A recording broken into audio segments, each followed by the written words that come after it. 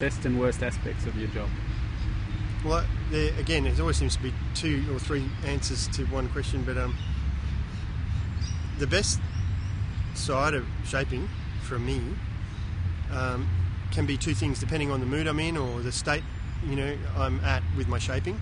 And at times it's making a board for a surfer, and that surfer says, hey, this is the best thing I've had in my life.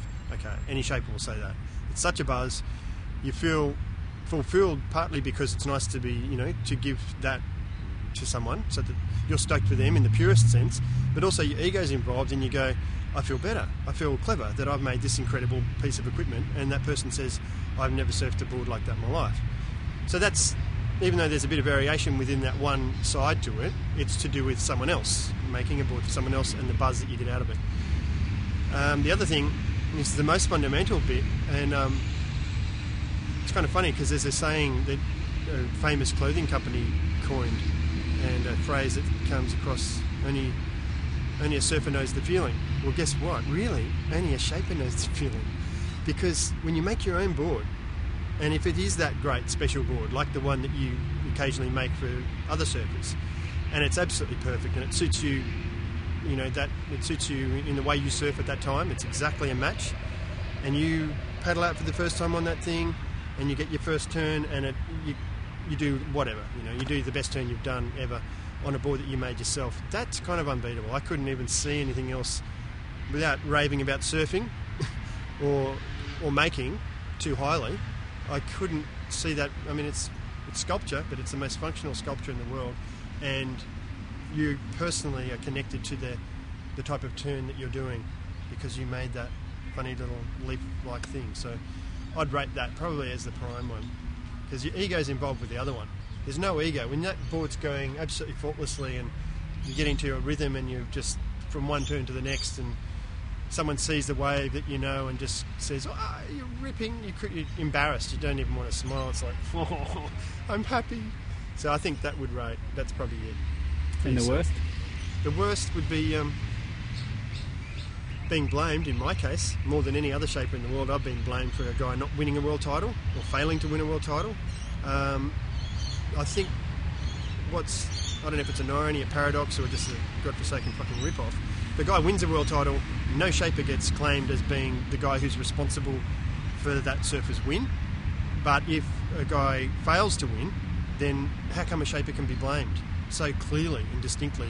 So I think the fact that the shapers are at the mercy of the big clothing companies to a degree, because we're just so insignificant in so many ways, that's a bit of an irritation. And the surfers chop and choose between whomever they like. They get boards from one designer and they get paid money to ride for that guy at the very top level, and he tries very, very hard. Every single board is a personal attempt to try to make that guy happy, and he'll go and get boards from the competitor. Imagine the guys in Formula 1 doing that, or any other sport in the world. So that's kind of bizarre. But the shapers are to blame, because if Andy Irons comes and says, oh, Greg, do you want to make me a board? I'll go, oh, okay. Sorry, Eric, Or like any friend of mine that's a shaper, we all do it to ourselves because we're in such a pissy, weak position. You kind of need whatever profile you can get. And what about the shaping bay? The shaping bay is a bit of a sell, so that's not much fun. I'm doing a brand new shaping bay now, and I'm kind of thinking I'm going to make it green on the bottom and a lovely little rainbow fade. I'm seriously thinking about making like a beautiful glowing sunset and a blue sky above, because to have one more bay that's got either blue walls or black, heaven forbid, I did that once, that's just death. Dark blue, oh look, let's put a bit of aqua in there, it's like I'm underwater. No, it's evil, it's a cell. So the room itself is not a very comfortable, fun place.